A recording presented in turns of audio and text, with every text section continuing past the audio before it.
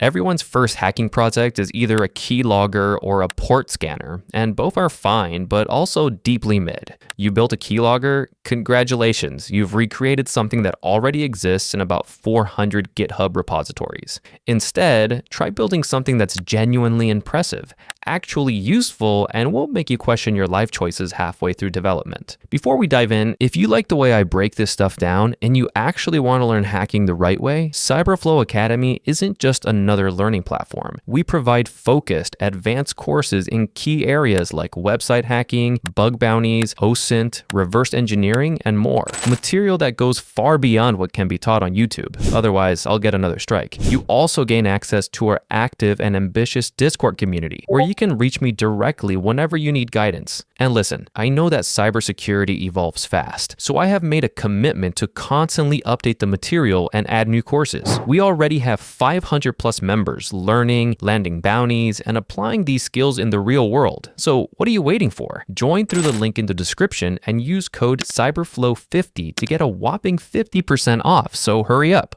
One of the coolest projects you can build is a browser extension that detects phishing attempts in real time. Using JavaScript and the Chrome or Firefox extension APIs, you can analyze pages as they're loaded, look for suspicious redirects, detect a lookalike domain such as PayPal1.com, inspect forms that submit credentials to unusual endpoints, and flag dangerous behavior before users fall for it. Along the way, you'll learn browser APIs, DOM manipulation, and the same types of detection techniques security products use every day. It's also something you'll actually use once it's finished. Another great project is an OSINT dashboard that aggregates public information about a target into a single interface.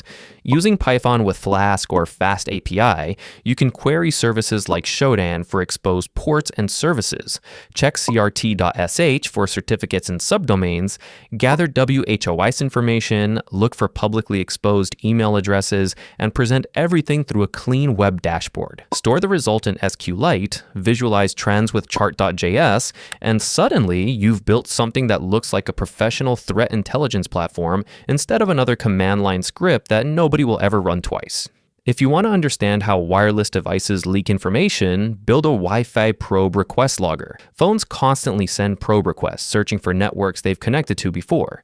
Using Python and Scapy on a Raspberry Pi with a monitor mode capable adapter, you can passively listen for those broadcasts, record signal strength, timestamps, and network names, then visualize the data using mapping libraries such as Folium.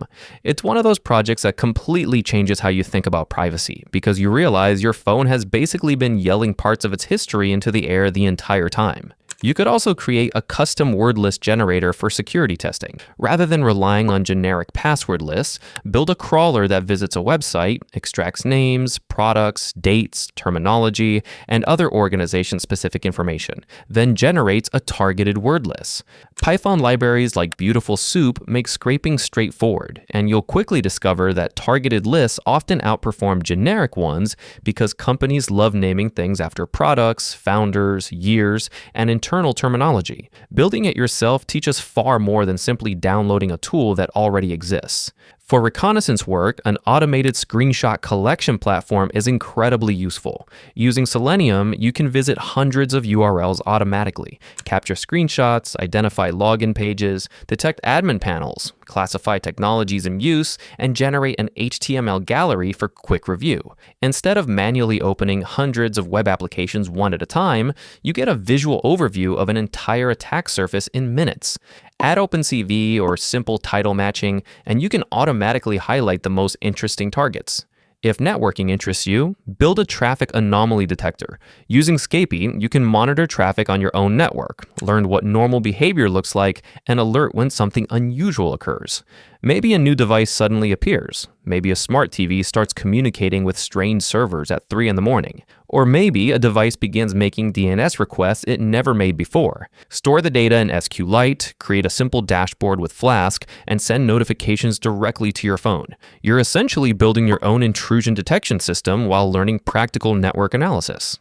Authentication systems are another interesting area to explore. Build a credential stuffing defense tester that evaluates login systems you own or have permission to access. The tool can verify whether rate limiting works correctly, whether lockout policies trigger as expected, whether CAPTCHA implementations actually stop automation, and whether different error messages accidentally reveal whether accounts exist.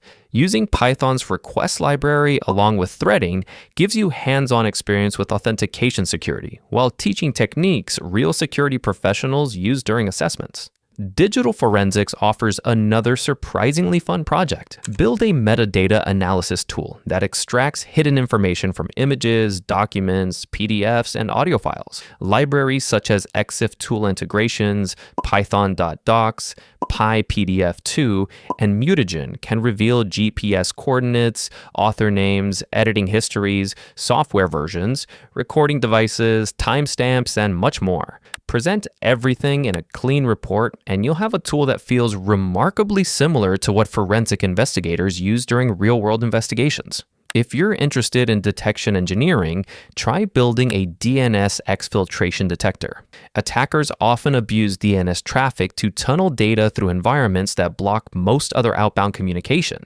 Using Python and libraries like Scapy or DNS Python, you can analyze DNS queries, calculate entropy, detect unusually long subdomains, identify suspicious record types, and flag domains generating abnormal amounts of traffic. You'll gain a much deeper understanding of how attackers blend malicious activity into normal network behavior. Finally, build an automated CVE scanner for your own infrastructure. Use Nmap to inventory services across your network, extract version information, query vulnerability databases for matching CVEs, prioritize findings based on severity scores, and generate remediation reports automatically. Schedule it to run weekly and notify you whenever newly disclosed vulnerabilities affect your systems. Still stuck in tutorial hell. We got full courses step by step as well. Web hacking labs, real attack flow. Not click here, actually break the code. Reverse engineering, crack moves inside. Gidra open, ego died. Bug bounty methods that actually scale. Find one vuln, that's grocery money mail. $29, that's it bro. Skill goes